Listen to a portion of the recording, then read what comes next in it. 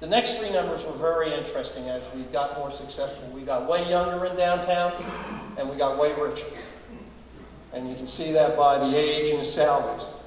Hotel rooms jumped up, which meant we were having way more visitors, well over 3 million visitors a year to our downtown.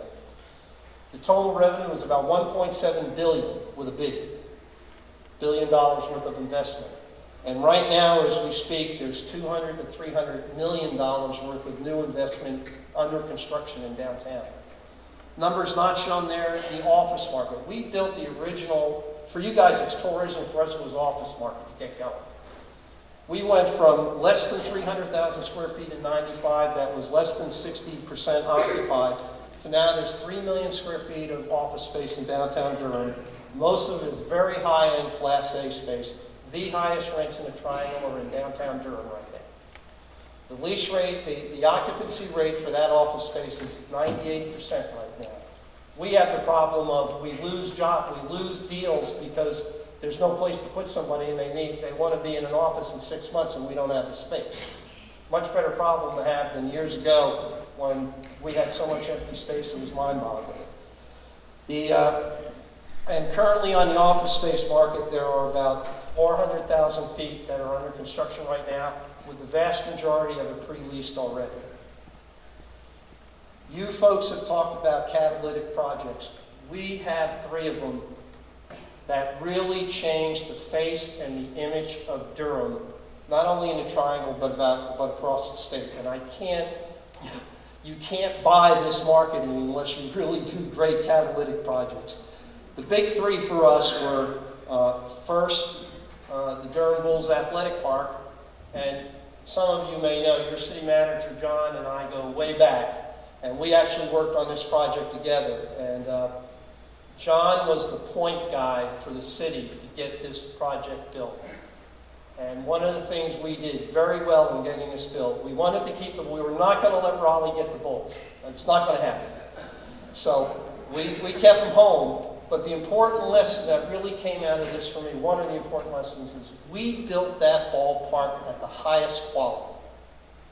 And if you're going to build anything here, do it of the highest quality, because you want everybody who invests after the city invests, all the private sector folks, you need to be able to point and say, we did the high quality, we expect you to do the same thing in our community. The second was the American Tobacco Campus. It was actually used for SWAT training for police. We were green buildings ahead of our time because there were trees growing out of the roof of this 1 million square feet. There was $1 million worth of pigeon dropping cleanup that had to take place in this. It was just, I can't tell you. And then we get lucky because we did the ballpark. The guy who owned the Bulls was Jim Goodman. Jim Goodman, Capital Broadcasting, comes to Durham.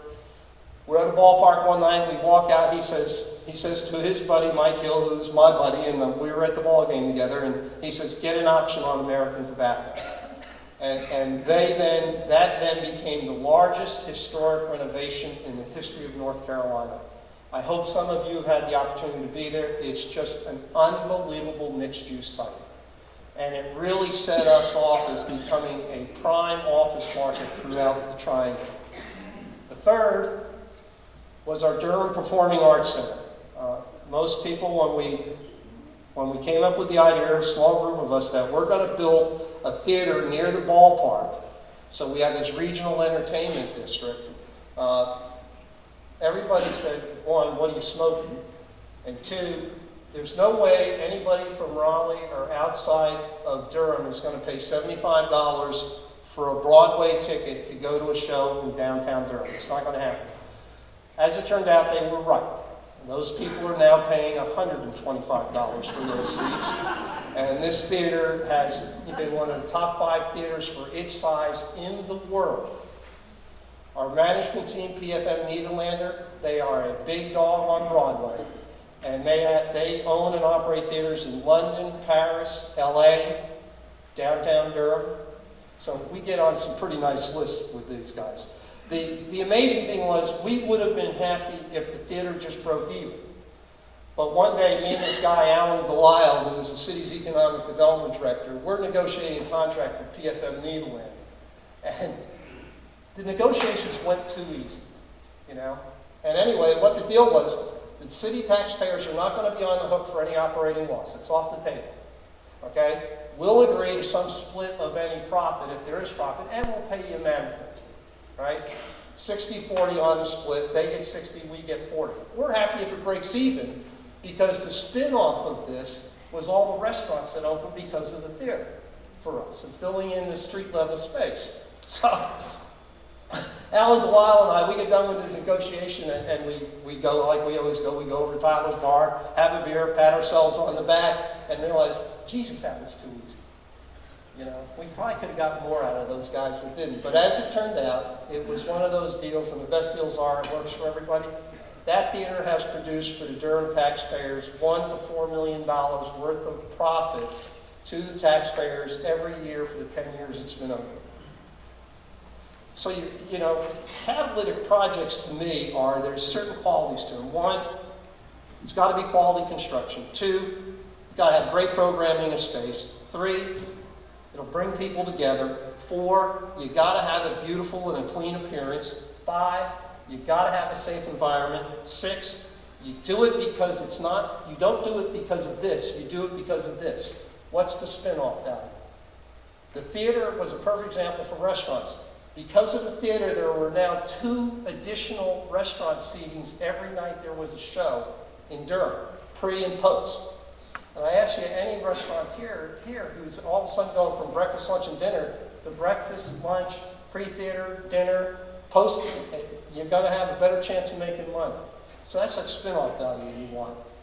There is this direct line versus the dotted line of these catalytic projects. For us, ballpark starts, direct line to American Tobacco, doesn't happen well at the ballpark. The theater doesn't happen with both of them. But then it spreads out throughout your downtown in dotted lines of restaurants, bars, office space, residential, and it's all a dotted line back to the catalytic projects. And finally, in our case, we did these projects without a public bond referendum. And so there was a lot of political courage involved on the part of our city council, our county commission, and those of us who led the charge, like myself, that we were not going to put this out for public vote. Because the fact was, the first iteration at the ballpark we put out for vote and failed. And we were not going to take that chance again. You can't talk about downtown Durham without talking about Duke. Duke was walled off.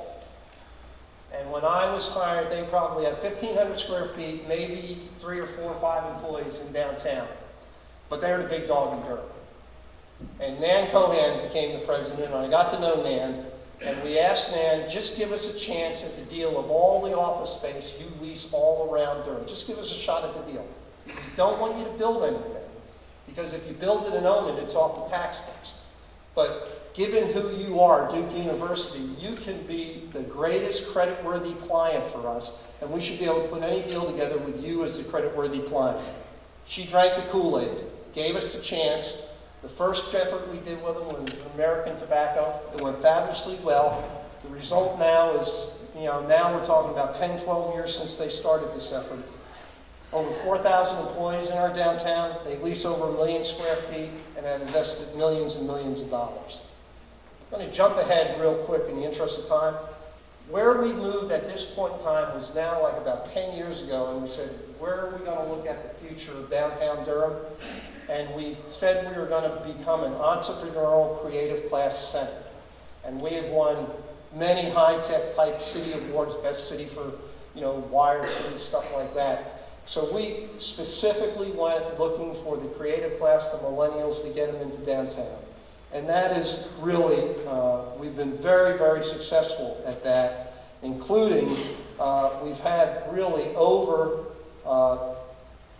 250 startups in downtown entrepreneurial startups. And many of them have gone from 1 and 2 person operations to a couple hundred employees, and they've stayed in downtown. So we get them in these entrepreneurial hubs we've created. They get going, they interact and exchange with each other, and the millennials, they just love that type of stuff. And so it has worked out, and that has been the phase we're on now, this whole entrepreneurial kick, and it's gone very, very well for us. I have 9 quick principles of downtown revitalization in my mind that were part of my career. You do need to develop a long-range master plan, and you need to make sure somebody owns it. Downtown Durham Inc. owned the plan in downtown, and we would get the city council and county commission to adopt it. But we owned it so that, irregardless of the city manager du jour or the elected official for this year, we drove that plan. And we kept it in front of everybody and drove it along over the years. 2, I go back to that idea of political cover for elected officials. You know, if you're going to be doing public-private partnerships, you should have some non-negotiable criteria, whatever they are for you. You need to stay laser-focused on the plan. You need to be flexible and nimble, because there's going to be bumps in the road, opportunities are going to come your way, and you may have wanted to do this project, but the opportunity's here, vice versa. So be nimble, be flexible. Go back to you always need to build quality if you're the public sector. Build quality and then demand it of the private sector. Take time to pat yourself on the back. And interestingly to me, I read, I've heard here, nothing's happened here. And then I went back and did a little research here, and it seems like you had this pavilion master plan. There were 15 things in the pavilion master plan, and I think 13 of them got done. And I've not heard anybody celebrate that. So you need to celebrate your victories. Then, you go have your beer at your Tyler's, you celebrate it, you pat yourself on the back, and before you leave that bar stool, you say, what's next? Because you got to keep the momentum going. So it's always what's next. You have to have this one-stop shopping economic development agency that investors can work with to make life easy. The way I like to describe it at Downtown Durham Inc. is if you came to our office, you could do 2 months worth of business in 2 hours in our office. We ain't going to waste your time. Fine, master plan, it's good public policy in my opinion, every 5 to 7 years, that you dust off your master plan and you ask yourselves, what did we say we were going to do? What did we do? What did we not do? Why did we not do it? And what are we going to do for the next 5 to 7 years? And I think you're at that point right now of doing something like that. And finally, and most important, we were very good. We built trust and friendships among a core of people in the elected officials, city, county administrators, private sector guys like myself. We built a lot of trust and friendship amongst ourselves over the years. And therefore, when we sat down together to try and figure out, it was easy for us to come to a common meeting ground and how do we help each other and how do we sell our ideas and our projects to the broader community. So in closing, I wanted to tell you that, by the way, my son, after pitching for the University of North Carolina, who we refer to as Carolina, and enjoying a professional baseball career for a little while, he now lives in Durham, North Carolina with his wife and my grandson. So thank you.